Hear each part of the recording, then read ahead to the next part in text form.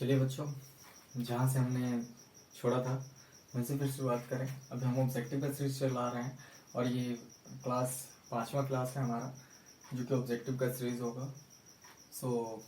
आज इस टाइप के क्वेश्चन है जो कि पिछला जो भी कॉन्सेप्ट था उससे नया नया कॉन्सेप्ट पे बेसिस क्वेश्चन है। जैसे फर्स्ट क्वेश्चन है हमारा 2a माइनस 7 1, मैट्रिक्स क्या है a b minus 1। This both matrix are equal. ये दोनों मैट्रिक्स क्या है, इक्वल है। तो हमको ए बी का वैल्यू बताना है। ए बी का वैल्यू हमें बताना है। इक्वल मैट्रिक्स होते हैं तो हमको पता है कि एलिमेंट्स एलिमेंट्स के बराबर होते हैं। एलिमेंट्स का वैल्यू एलिमेंट्स के बराबर होता है। जो जिस पोजीशन पे होता है वो उसके बराबर होता है। तो ये हमारा दो इक्वेशन तैयार हो जाएगा। 2a minus 7 is equal to क्या हो जाएगा, ए। तो यहाँ 2a minus 7 is equal to a होगा।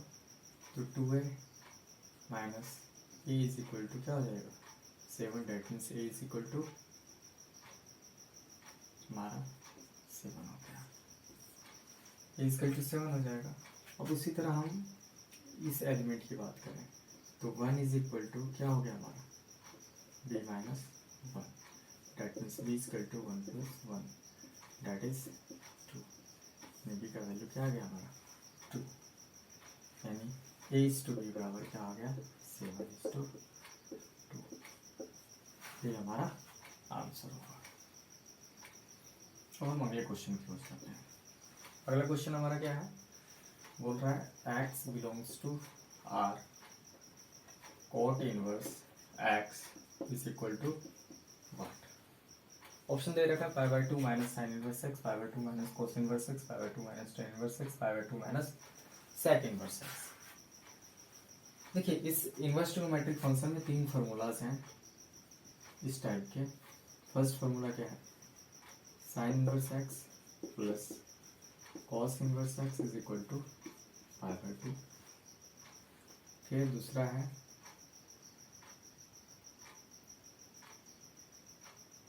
tan inverse x plus cot inverse x बराबर 5/2। और एक है sec inverse x plus cosec inverse x बराबर 5/2। हमारा यहाँ टेन और कॉट के बीच में रिलेशन पूछा है, टेन और कॉट के बीच में। तो हम लोग आसानी से बोल सकते हैं क्या, cot inverse x is equal to 5/2 minus tan inverse x, 5/2 minus tan inverse x। ये हमारा क्या होगा, करेक्ट आंसर होगा, यानी 5/2 माइनस टेन इनवर्स x। इसका प्रमाण भी है। इसका अगर हम प्रूफ देखना चाहें then you have also proof of this solved equation. Suppose 1 number का प्रूफ देख लें। प्रूफ ऑफ 1 क्या बोला है, sine inverse x plus cos inverse x is equal to 5/2। हमने लेट कर लिया, लेट साइन इनवर्स x बराबर थीटा। ठीक है, x बराबर क्या हो जाएगा, साइन थीटा। एक सेकेंड बच्चों, पहले इसको जरा छाप लें टाक से, तब हम फिर इसको बताते हैं। इसका आंसर क्या हो जाएगा, 5/2 माइनस टेन इनवर्स x।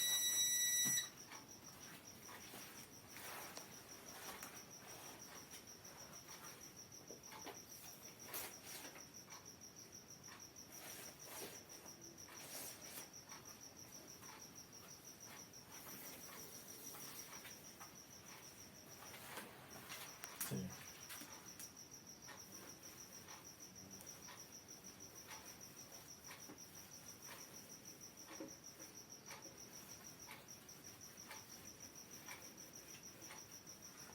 प्रमाण की बात कर रहे थे। Sign inverse x plus cos inverse x बराबर 5/2। इसका प्रूफ चाहिए। हमने लेट किया क्या, साइन इनवर्स एक्स बराबर थीटा। साइन इनवर्स एक्स बराबर हमने क्या मान लिया, थीटा। तो साइन इनवर्स एक्स बराबर जब थीटा मानेंगे तो एक्स बराबर क्या हो जाएगा, साइन थीटा। एक्स बराबर साइन थीटा। उसके बाद इसको हम किस में चेंज कर सकते हैं, cos pi by 2 minus theta बोल सकते हैं इजी वे में। उसके बाद क्या हो जाएगा, एक्स बराबर cos pi by 2 minus theta, यानी कॉस इनवर्स एक्स बराबर पाई बाई 2 माइनस थीटा। ठीक है, हमने थीटा को क्या माना है,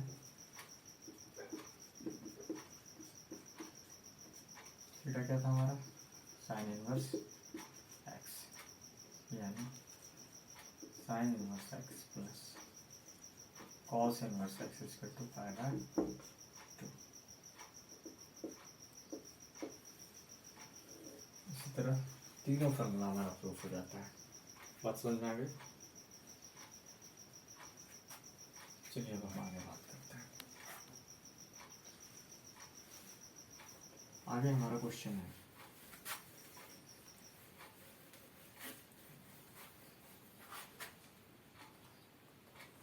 if a operation b, if क्या दिया हुआ है, a operation b is equal to 3a plus b, then we have to find the value of इसका 2 operation 3 operation 5। इजी है, ये ऑपरेशन बी का रिलेशन क्या है, 3a प्लस बी। उसी तरह 2 ऑपरेशन 3 ऑपरेशन 5। इसको छाप लें जल्दी फटाक से, स्क्रीनशॉट ले लें।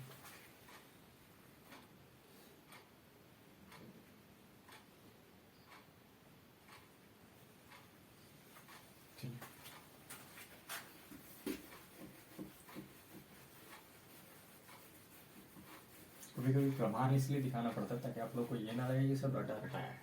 सब चीज़ के पीछे कुछ ना कुछ फैक्ट है, कुछ ना कुछ कारण है, ऐसे ही नहीं है कुछ भी। तो ये ऑपरेशन भी यहाँ हो रहा है, पहले यहाँ लगा के देखते हैं। 3a, ए का काम कौन कर रहे हैं और बी का काम कौन कर रहे हैं, 3। तो ये ऑपरेशन बी यानी 3a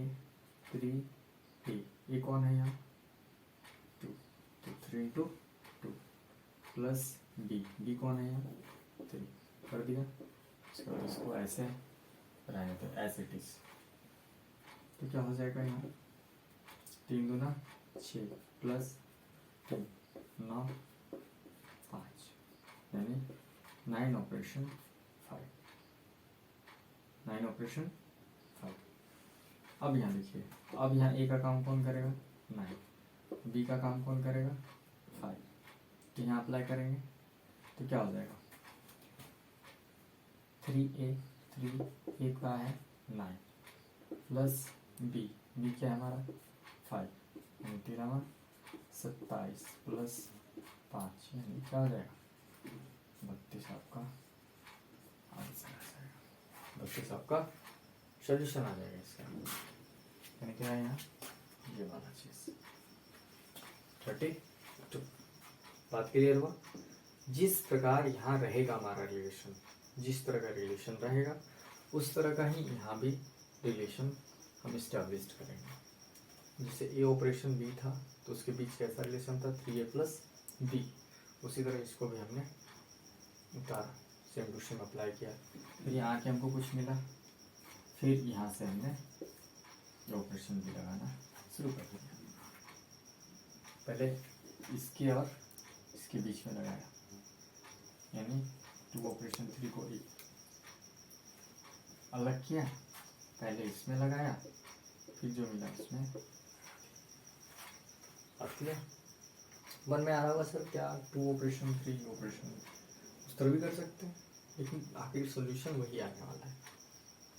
तो इसको पूरा का पूरा ए मान लेंगे, इसको पूरा का पूरा बी मान लेंगे। अगर सपोज 2 ऑपरेशन 3 को पूरा का पूरा ए मान लें और 5 को b मान लें।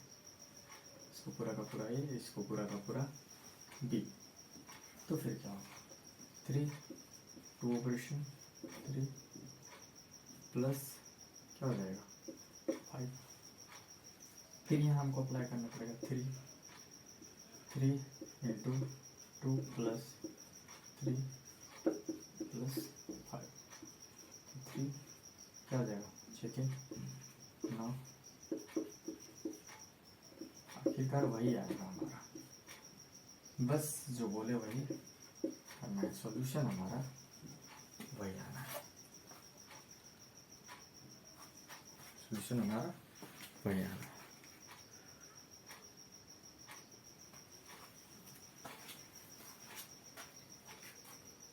बात क्लियर, फटाक से चाप लें।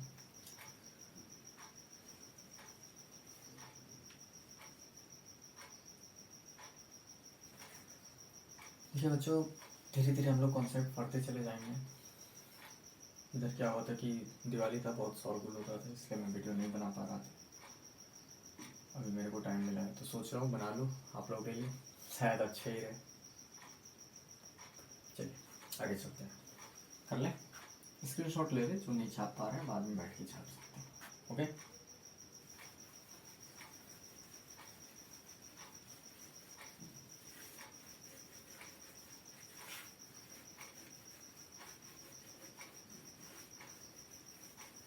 चलिए आगे के क्वेश्चन चलते हैं। क्या हमारा solution of differential equation dx plus dy equal to dx plus dy equal to 0। देखिए ये एक अवकलन समीकरण, इसको हिंदी में क्या बोलते हैं, अवकलन समीकरण। इंग्लिश में इसको बोलते हैं डिफरेंशियल इक्वेशन।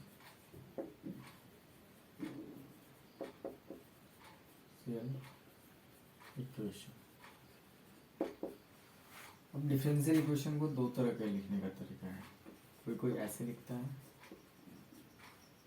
या ऐसे लिखता है या फिर डी डॉट लिखता है।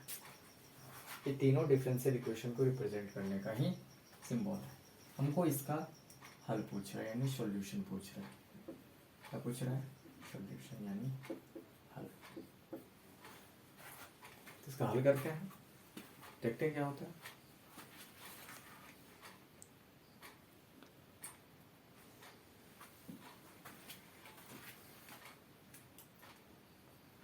इसका हमको हल पूछ रहा है, ये देखिए ना, डिफरेंशियल इक्वेशन को डी ई क्यूब पे power n three dot e cube पे पावर एन या d e t dot e, अवकलन समीकरण इसको हिंदी में बोलते हैं, डिफरेंशियल इक्वेशन।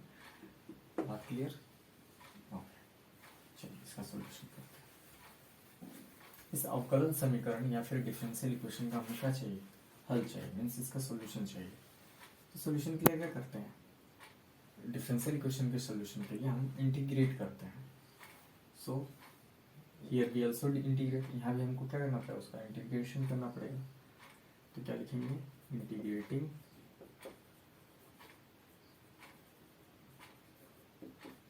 both sides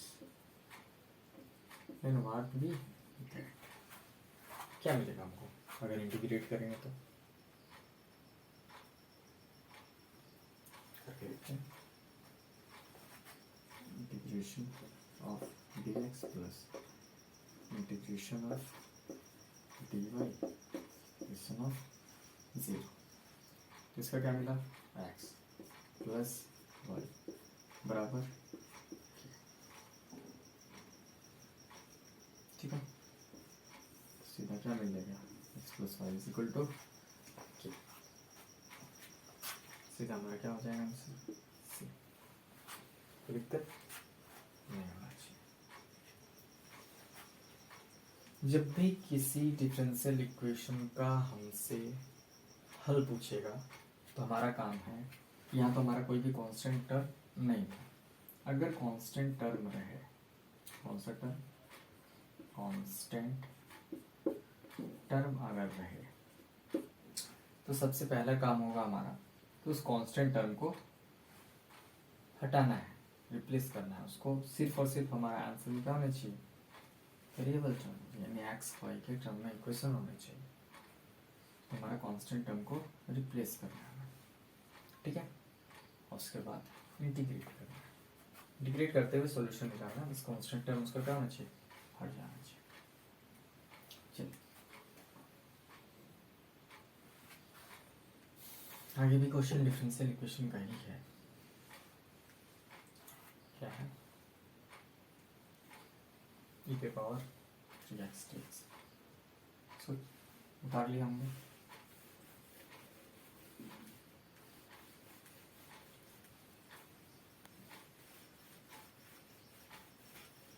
यहाँ भी एक अवकलन समीकरण है हमारा, e के power 3x dx plus e के power 4y dy is equal to 0। देखिए यहाँ भी क्या करें, इंटीग्रेट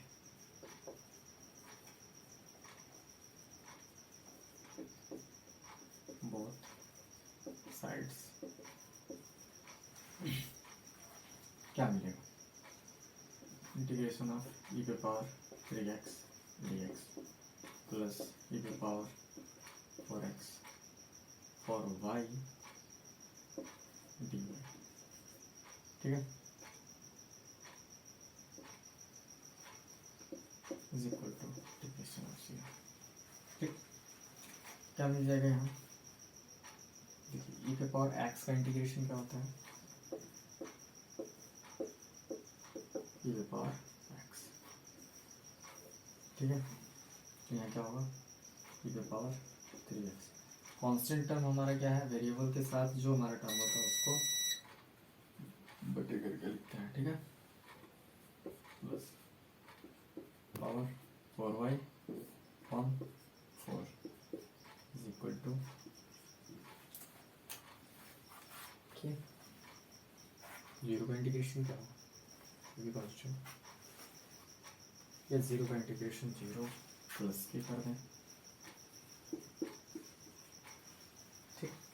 अब क्या है हमारा सॉल्यूशन में इस तरह का है क्या, है, तो ये हमारा आंसर हो जाएगा। या फिर हो सकता है कि हमारे ये आंसर ना दे, क्या दे आंसर, बोले कि नहीं, क्या होना चाहिए आंसर, e के पावर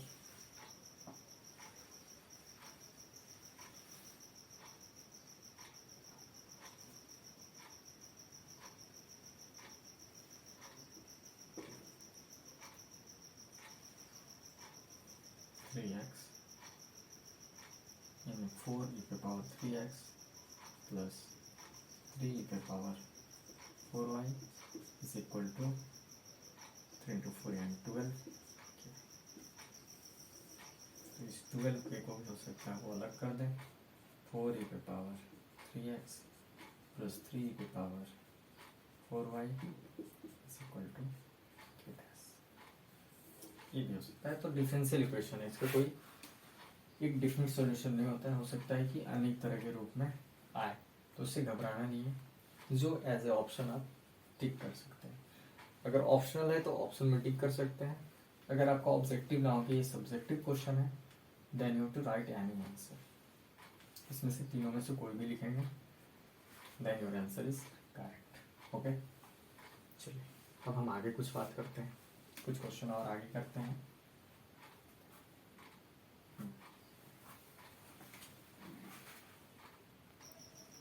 आइए बच्चों एक और क्वेश्चन डिस्कस करते हैं, ये भी डिफरेंशियल इक्वेशन का ही है, dx upon x dy upon y is equal to 0। तो देखिए यहाँ भी क्या करेंगे, इंटीग्रेट करेंगे सीधा, इंटीग्रेटिंग बोथ साइड्स। तो क्या हो जाएगा, dx upon x plus dy upon y is equal to 0। तो क्या हो जाएगा यहाँ, dx अपॉन एक्स, यानी 1/x का क्या होता है log mod x plus log mod y is equal to 0 plus यहाँ पे log ए कर देते हैं। ठीक है, तो क्या आ जाएगा answer log a plus b क्या होता है एक्स वाई हो गया, a b is equal to log c. या तो आंसर आपका यहाँ भी हो सकता है या फिर ऑप्शन देखना पड़ेगा क्या है ऑप्शन में।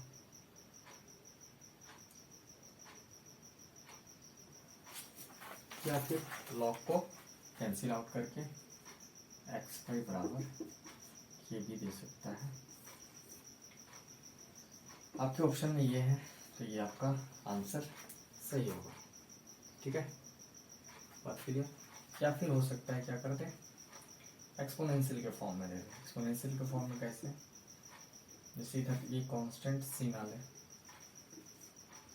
तो क्या हो जाएगा log एक्स वाई बराबर सी, यानी एक्स वाई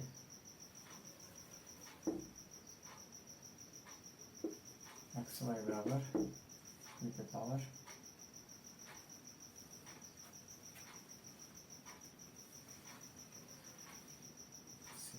ऐसे करके देगा, उससे कोई दिक्कत नहीं। ठीक है,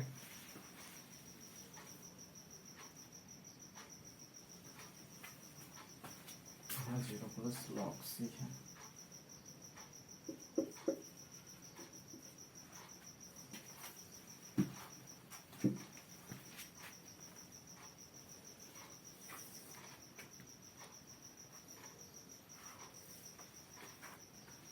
इसी टाइप का एक और इक्वेशन है हमारा dy by d x minus y sine x बराबर cos x.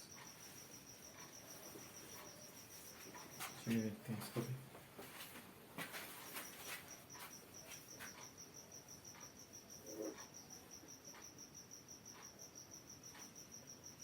dy by d x plus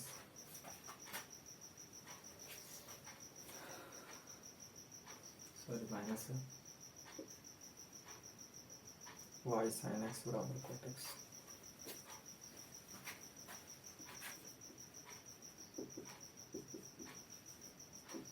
ठीक है, देखिए इसका पूछ रहा है हमसे समाकलन गुणांक। क्या पूछ रहा है समाकलन गुणक,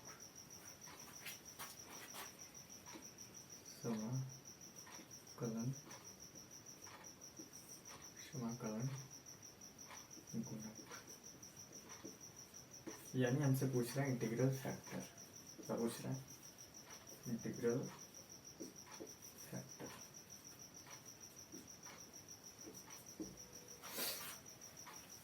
अब देखिए ये हमारा डिफरेंशियल इक्वेशन में ही हम जब डिफरेंशियल इक्वेशन को सॉल्व करते हैं तो डिफरेंशियल इक्वेशन को 3 मेथड से हम लोग सॉल्व करते हैं। कौन कौन से 3 मेथड? एक मेथड होता है होमोजेनियस इक्वेशन, ये फर्स्ट मेथड हम लोग पढ़ते हैं जो सॉल्व करने के लिए, वो पढ़ते हैं variable separable method. Variable separable method होता है, मतलब वेरिएबल सेपरेबल क्वेश्चन रहता है उसमें बेस्ड। उसमें क्या होता है कि एक्स और वाई को सेपरेट कर करके करते हैं। दूसरा होता है हमारा होमोजेनियस इक्वेशन,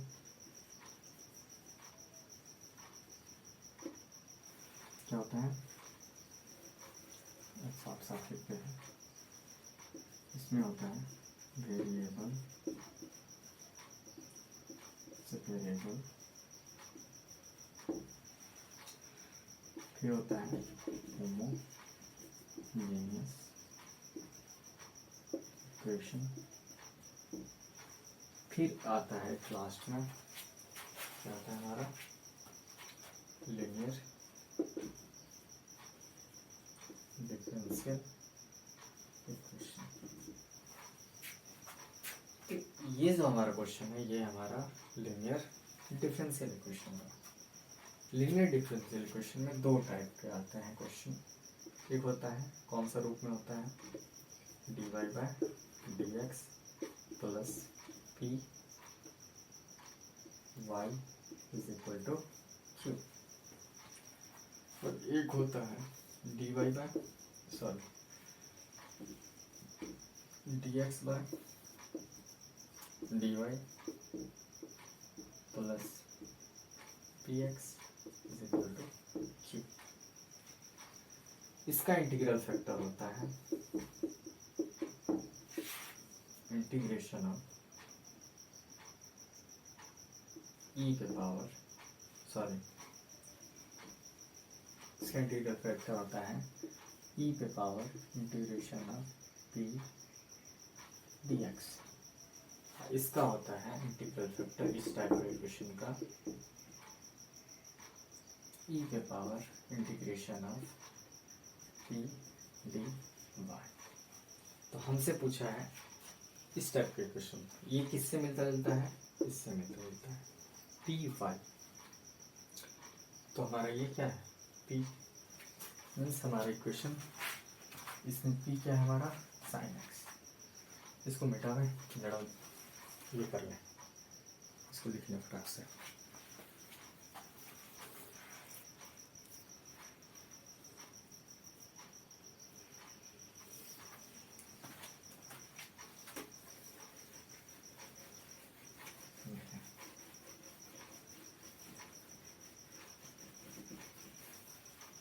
हमारा यहाँ जो इक्वेशन है वो क्या है, dy by dx minus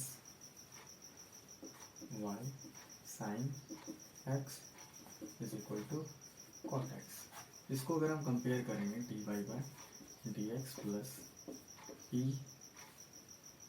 y is equal to q से, तो हमारा p का वैल्यू क्या आ जाएगा, माइनस साइन x, और q का वैल्यू क्या आ जाएगा, कॉट x। तो हमको मतलब क्या है, इंटीग्रल फैक्टर निकालना है, तो हमको p से मतलब है, यानी e पे पावर क्या आ जाएगा, इंटीग्रल फैक्टर e पे power integration of p dx, यानी e पे पावर क्या आ जाएगा,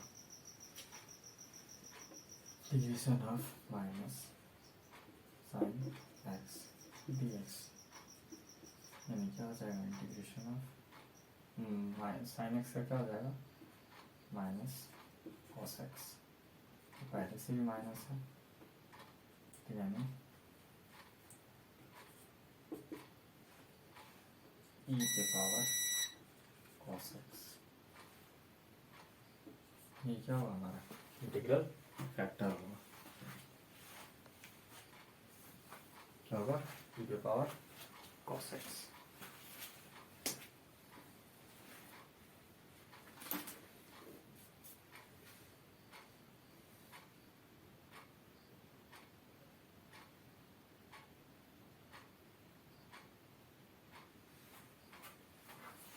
बात समझ गए कैसे निकालते हैं इंटीग्रल फैक्टर। तो आज के लिए इतना ही करते हैं, फिर आगे पढ़ेंगे। हो सके तो हम लोग ये बारी बारी से इन सब का सॉल्यूशन कैसे निकालते हैं ये भी पढ़ लेंगे, ताकि आप लोग को एक एक एग्जाम्पल के थ्रू बता दिया जाएगा एक वीडियो में, ताकि आप लोग इसको भी कर सकें, सब्जेक्टिव क्वेश्चन भी कर सकें। हर एक में टू टाइप्स मिलेगा, होमोजेनियस में भी दो तरह का मिलेगा, लीनियर डिफरेंशियल इक्वेशन में भी दो तरह का मिला, वेरिएबल सेपरेबल में भी दो मेथड से हम लोग सॉल्व करते हैं। तो इस तरीके से हम लोग सॉल्व करने सीख जाएंगे। आज के लिए इतना ही, बाकी आप लोग मेहनत करते रहें, मस्त रहें, स्वस्थ रहें, पढ़ाई पे तो ध्यान देना ही है, साथ ही साथ अपने सेहत पे भी बहुत ज़्यादा ध्यान देना है, क्योंकि आप कितना भी पढ़ लें अगर आपकी सेहत अच्छी नहीं रहेगी तो आपकी परीक्षाएँ अच्छी नहीं जाएंगी। इसलिए सेहत पे ध्यान देना है, खाने पीने पे सही समय पे सोना है, बैठना है, पर्याप्त नींद लेनी है। ये नहीं कि पढ़ने के चक्कर में नींद नहीं ले पा रहे हैं, तो हो सकता है कि भारी बीमार पड़ जाए।